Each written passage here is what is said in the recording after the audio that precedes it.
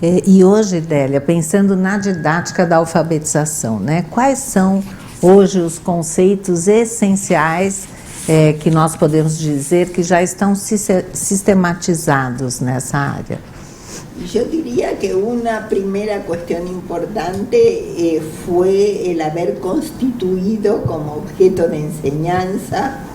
el haber concebido como objeto de enseñanza las prácticas sociales de lectura y escritura, o haber construido un objeto que toma como referencia las prácticas sociales de lectura y escritura,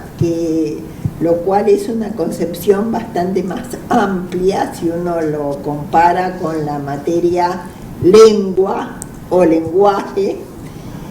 porque se concebía que el objeto de enseñanza era la lengua, cuestiones descriptivas y normativas en relación con la lengua. Falar sobre a língua. Claro. El entender que la lengua tiene lugar en ciertos contextos, que son contextos sociales, y que de lo que se trata es de formar a los niños como lectores y escritores, tomando escritores en el sentido de personas que utilizan la escritura como herramienta de comunicación, de pensamiento, de reorganización del conocimiento. Es concebir el objeto de enseñanza de una manera mucho más amplia, en el cual la lengua como tal está involucrada, por supuesto, y la lengua escrita en particular, pero el objeto de enseñanza no se reduce a eso, sino que abarca también quehaceres del lector y del escritor, que pueden ser tanto interpersonales como personales. Quiero decir quehaceres como recomendar libros, como producir diferentes interpretaciones, como discutir con los otros esas interpretaciones, comentar, poder constituir criterios de selección de las obras y los autores, prácticas que son prácticas sociales de, por ejemplo, los lectores literarios, y también prácticas académicas y profesionales en el sentido del uso de la lectura y la escritura como herramienta de estudar, de ter procedimentos de estudo. Claro. Y otro aspecto del objeto de enseñanza es también el lenguaje que se escribe. Es una denominación que le debemos a Claire Blanche-Benveniste, una lingüista francesa, que estableció fuertemente la distinción entre, siendo por supuesto dos variantes de la misma lengua, pero de todos modos se mostró, ella y muchos otros lingüistas, que hay diferencias de estructura y de léxico entre la oralidad coloquial y el lenguaje que se escribe, y que además hay variaciones de ese lenguaje que se escribe en función del género, de la situación comunicativa en la que se está, ¿no? Que ela chama de linguagem domingueira. Del lenguaje dominguero, exactamente. Y bueno, ese sería uno de los conceptos esenciales que se ha ido produciendo didácticamente. Ese concepto esencial no fue tan producido por la investigación en didáctica, sino que fue una reconceptualización del objeto que estuvo muy vinculado con estudios de otras disciplinas de referencia, como la historia de la lectura y la escritura, la antropología de la escritura, la sociología de la lectura, diferentes ciencias humanas que se han ido interesando por la lectura y la escritura y que han puesto de relieve como objeto de conocimiento las prácticas sociales del lenguaje y de la lectura y la escritura en particular. Otra cuestión que hemos trabajado mucho desde el punto de vista sobre todo del diseño curricular fue de algún modo analizar las prácticas sociales de lectura y escritura para mostrar qué aspectos, qué diferentes facetas se involucran, y en ese sentido hemos distinguido qué haceres del lector, qué haceres del escritor, y pensando en el lenguaje en general también qué haceres del hablante y del oyente en diferentes situaciones comunicativas vinculadas con las variedades lingüísticas y también vinculadas con la reflexión sobre la diversidad lingüística en el interior de una misma lengua y sobre la carga social que tienen las diferentes variedades. No seu livro Ler e Escrever o Real Possível e Necessário foi traduzido para comportamentos, leitores e Ah, gracias, es verdad. Uma outra descoberta, né, uma construção teórica no campo da alfabetização que foi muito estruturante para os professores alfabetizadores, é saber da importância das 4 situações didáticas para formar leitores e produtores de textos, né? Tanto ler e escrever através do professor, quanto ler e escrever por si mesmos, né? Eu penso, Délia, não sei se você concorda, que embora essas 4 situações didáticas hoje elas sejam mais conhecidas por quem vem estudando a didática da alfabetização, ainda podemos avançar muito na articulação e na forma com que essas 4 situações didáticas podem potencializar a construção de comportamentos leitores e escritores, bem como a construção do sistema de escrita pela criança. Hicimos 4 situaciones fundamentales, pero que explico primero cuál es la idea. La idea de leer y escribir a través del profesor está directamente vinculada con ese hallazgo de Claire Blanche Benveniste, que en su artículo sobre el lenguaje dominguero, que data de 1982, mostró que los analfabetos adultos, a través de diferentes investigaciones, se vio que tenían un dominio bastante considerable del lenguaje escrito formal y que incluso lo utilizaban en ciertas situaciones formales de comunicación de una manera aún más formal que la gente que pertenecía a medios muy letrados y que tenía menor distancia con la lengua escrita. Eso fue como una primera pista que indicaba que era posible apropiarse del lenguaje que se escribe y entrar en la cultura letrada o en las diferentes culturas escritas, independientemente de manejar el sistema de escritura. Sim. Nós temos aqui o filme Central do Brasil, que mostra um pouco essa questão, né, dos que é maravilhoso, el filme, dos adultos que ditavam cartas, né, com uma linguagem rebuscada, com um domínio desse tipo de texto e que não sabiam ler e escrever y por no si sé si mesmos. estará traducido al portugués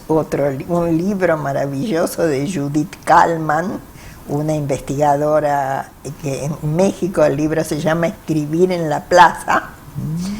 que estudió durante bastante tiempo lo que sucede en la Plaza de Santo Domingo en el Distrito Federal de México, en donde son una institución los escribidores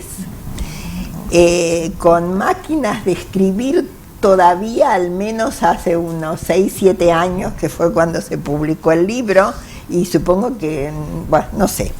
no voy a hacer elucubraciones tecnológicas, pero eran máquinas de escribir, y ella estudió los diálogos entre estos escribidores y las personas que vienen a pedirles que les escriban algo. Esas personas muchísimas veces son personas que saben escribir, pero que, por ejemplo, tienen que presentar un escrito a un juzgado y no saben cómo elaborar ese tipo de escrito porque es un género que no es manejado en general socialmente. Otras veces quieren escribir una carta de amor o una declaración de amor y tienen miedo de hacerlo de una manera que pueda ofender al otro. Entonces hay conversaciones entre los escribidores y los dictantes, digamos, en los que se muestra cómo van complementando sus saberes, el que produce oralmente el texto con destino escrito y el que tiene la máquina de escribir en las manos y que colabora también con la producción del texto. Bueno, antes de esto que estamos diciendo, pero después de Claire Blanche-Benveniste, después de Anna Teberovsky estudió el manejo del lenguaje escrito, el manejo oral del lenguaje escrito en niños muy pequeños que aún no sabían leer y escribir en el sentido convencional del término. Entonces, todo esto fue articulando un conjunto de saberes que permitió mostrar que era posible producir inmersión de los chicos en el lenguaje que se escribe y en la cultura escrita desde siempre. Cuando digo desde siempre,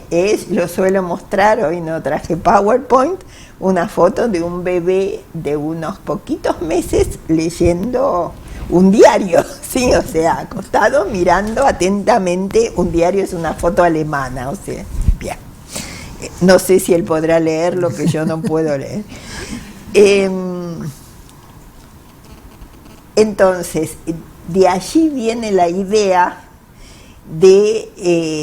leer, no solo de allí, porque en el primer año de nuestra investigación didáctica en Venezuela, una hipótesis que también tenía Emilia Ferreiro es que nosotros desde antes quiero decir, es que sabemos que muchos chicos aprenden a escribir solos, entre comillas. En realidad no es solos, son chicos que están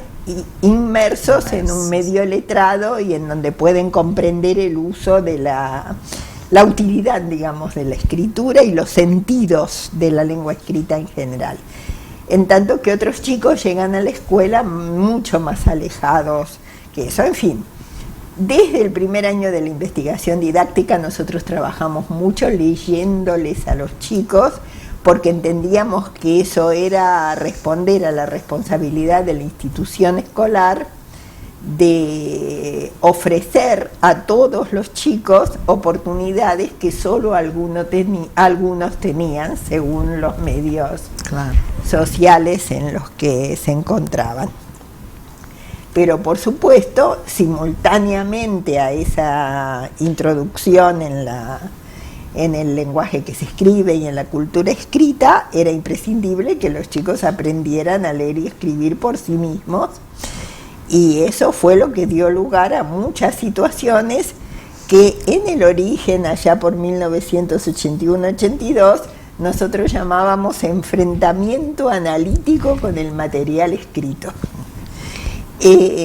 Esta sistematización en 4 tipos de situaciones fundamentales es producto de una reflexión que hicimos alrededor de 1994-95, cuando estábamos elaborando un diseño curricular sobre las diferentes experiencias escolares e investigaciones que muchos integrantes de la comunidad que trabaja en esto habíamos hecho, pero sin haber aún sistematizado en estos 4 tipos de situaciones. Las entendemos como situaciones fundamentales en el sentido de que son como un modelo, no en el sentido de modelo a imitar, sino como un esqueleto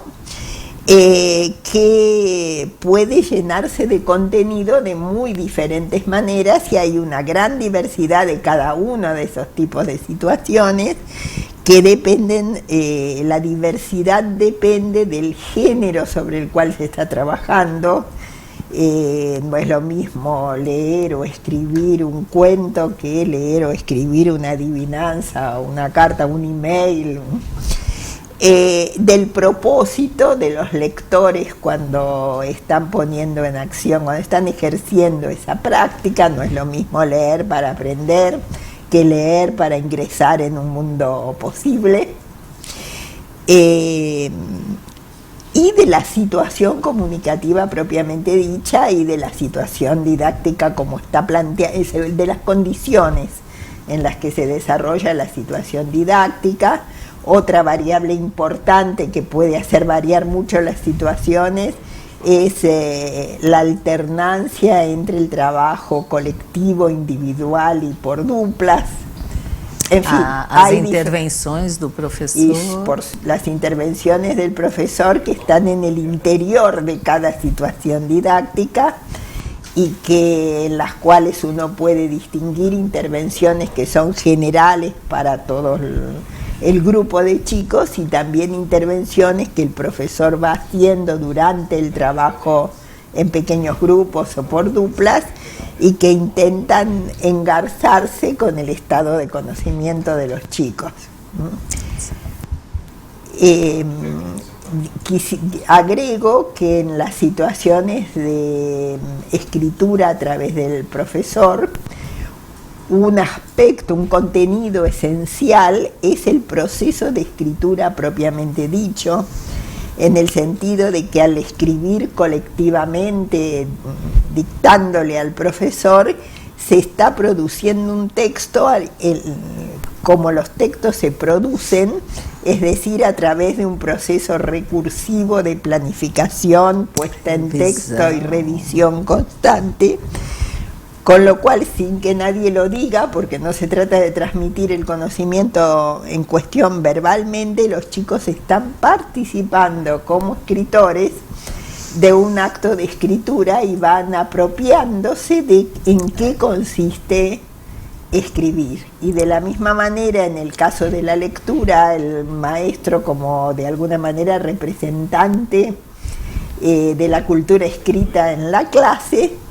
ejerce prácticas propias de los lectores y hace entrar a los chicos en el gremio de los lectores. Me planteabas algo acerca de que la articulación de esas situaciones... Porque são duas situações que tem um foco mais voltado ao sistema e duas mais à linguagem que se escreve, né? E assim, muitas vezes a gente vê um trabalho que separam essas duas coisas, né? Claro, para nosotros articularlas es fundamental. Es fundamental en primer lugar porque nosotros tenemos la hipótesis de que el fracaso de la escuela en alfabetizar a todos los chicos, que es la interpretación, es la manera en que nosotros concebimos el llamado fracaso escolar, que no es fracaso de los chicos, sino que es fracaso de la escuela obligatoria en cumplir su misión, tiene algo que ver, o tuvo algo que ver, porque esta situación felizmente está cambiando mucho en nuestros países, con la separación entre la enseñanza inicial del sistema de escritura, o lo que se llamaba el aprendizaje de la lectoescritura en Brasil también, o la alfabetización en sentido estricto, con el desarrollo de la lectura y la escritura. Esa separación creemos nosotros que tiene una fuerte responsabilidad en la creación de ese fenómeno que los organismos internacionales llaman tradicionalmente el analfabetismo funcional y que ahora en los países europeos está tomando otro nombre, que es la distinción entre gente que sabe leer y escribir en el sentido estricto del término, pero no es letrada, o sea, no la usa en las situaciones en las cuales sería pertinente, no recurre permanentemente a la lectura y la escritura como herramientas para desarrollarse en diferentes esferas de su vida. Es una descripción que algunos sociólogos de la lectura, como por ejemplo Bernard Lahire, refutan fuertemente, ¿sí? Voy a hacer una digresión porque me parece importante decir esto, después me haces volver al... Bernard Lahire es un sociólogo de la lectura que se ha caracterizado por estudiar la lectura y la escritura en medios populares. Y él ha mostrado muchas veces de inmigrantes, ¿no? Porque es en Francia y los medios más populares generalmente son de poblaciones migrantes. Y sus estudios, al igual del que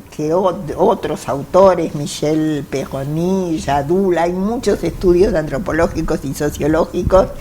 que confluyen en mostrar que es un mito que hay gente que lee y gente que no lee.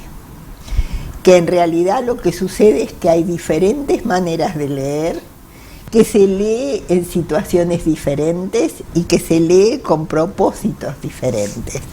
O sea, se trata de que aprender a leer y escribir, de que en el aprendizaje inicial de la lectura y la escritura se estén ejerciendo prácticas de lector y escritor, y la noción de prácticas involucra que la práctica tiene sentido desde la perspectiva social y desde la perspectiva del sujeto, que no se está leyendo y escribiendo solamente para leer y aprender a leer y escribir, aunque esos son objetivos también valiosos, pero para que sea valioso aprender a leer y escribir, hay que saber en la práctica que leer y escribir es valioso. Perdón por el trabalenguas, pero porque permite cumplir propósitos vitales. Porque essa ideia de que primeiro vem a compreensão do sistema e dia vai se formar como leitor e escritor, temos visto que esse dia não chega nunca para muita gente. Así es, claro, porque cuando podría llegar ya se abandonó ese aprendizaje porque no estaba cargado de sentido. Y entonces una de nuestras preocupaciones en la elaboración de proyectos de enseñanza es que muchas situaciones que tienen que ver con la reflexión sobre el sistema de escritura para apropiarse de él desde la perspectiva del lector y desde la perspectiva del escritor, estén enmarcadas en situaciones o en proyectos en donde esa escritura que los chicos están haciendo o esa lectura que están llevando a cabo tenga sentido para cumplir algún propósito vigente para ellos.